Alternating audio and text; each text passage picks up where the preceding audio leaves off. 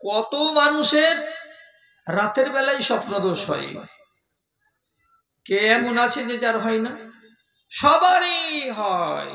সহিহ হাদিসে লেখা আছে পরিষ্কার, একটা নারীরও স্বপ্ন দোষ হয় এবং একটা নরেরও স্বপ্ন দোষ হয়।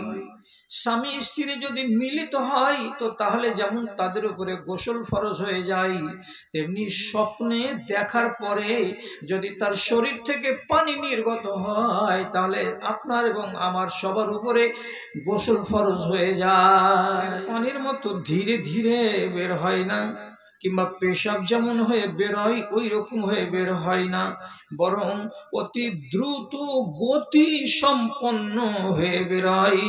যেমন কি আমাদের চোখের সামনে মেশিনারি পার্টসকে আমরা দেখি, তো মেশিনারি পার্টসের নোজেলকে যারা চিনি এবং এলিমেন্টকে যারা চিনে, তো নোজেলে যেমন করে জোর দিয়ে ধাক্কা দিয়ে তেলকে চালাই এদিক থেকে সেই দিকে, ওই রকম করে একজন পুরুষের পৃষ্ঠ দেশ থেকে রব্বুল আলামিন এক জাতীয় পানিকে বের করেন, তার নাম হলো বীর্য, এবং সেটাকে আল্লাহ তাআলা পৌঁছিয়ে দেন কোথায়? তো একটা নারীর জরায়ুতে।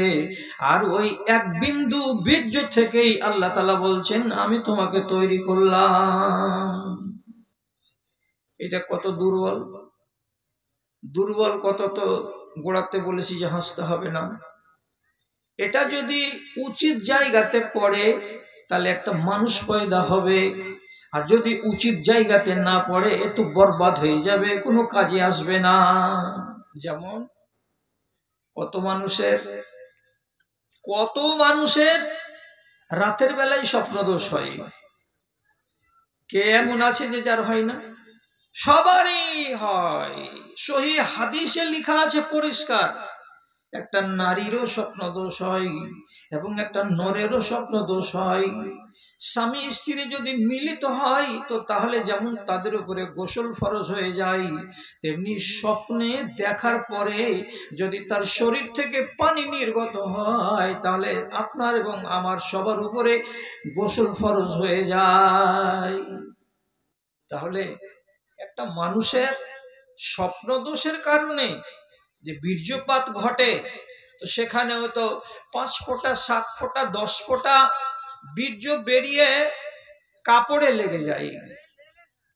তাহলে আপনি বলুন, এই বীর্যের বিন্দুটা যদি ঠিক জায়গাতে যেত তাহলে সেখান থেকে একটা মানুষ আসতো, আর ওয়া জায়গাতে গিয়ে পড়ে গেল তো তার দ্বারাই কোনোই কাজ হলো না, বরং জামা কাপড়ের ক্ষয়ক্ষতি হলো এবং আপনাকে সেটাকে পরিষ্কার করতে হলো, এর কোনো মূল্য নেই। তাহলে এই জিনিসটা কত দুর্বল।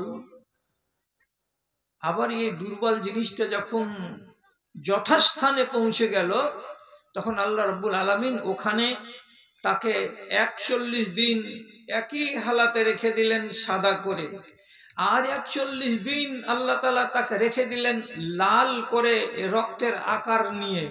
তারপরে আর 41 দিন আল্লাহ তাআলা ওই লাল রক্তের পিণ্ডটাকে মাংস পিণ্ড বানিয়ে দিলেন, যেটা 2 থেকে 250 কিংবা 300 গ্রাম সাইজ হবে, অর্থাৎ 120 দিন পর্যন্ত এই হালাতেই থেকে গেল।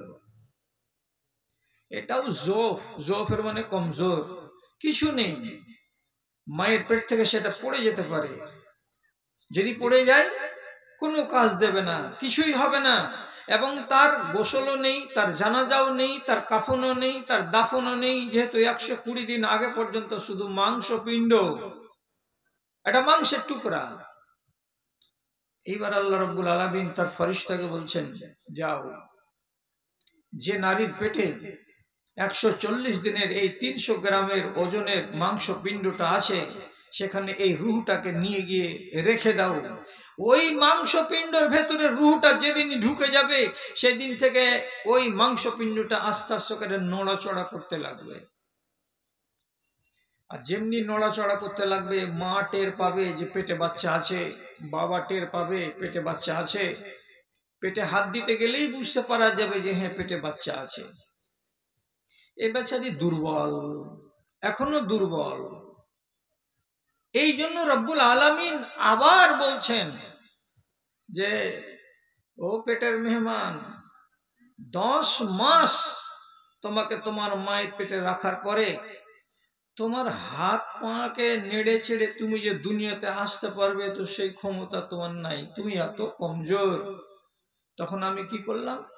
আল্লাহ তাআলা কোরআন মাজিদের ভেতরে বলছেন, সুম্মাস সাবিলা ইয়াসসারা, আমি তোমার মায়ের পেট থেকে আরামে কেমন করে দুনিয়াতে আসবে সেই পথটাকে সুগম করে দিলাম, আমি সহজ করে দিলাম, আমি আসান করে দিলাম। মায়ের পেট থেকে তুমি দুনিয়াতে আসবে, তার জন্য সেই পথকে আবার নরম করলাম, আসান করলাম, মুলায়ম করলাম, মুসৃ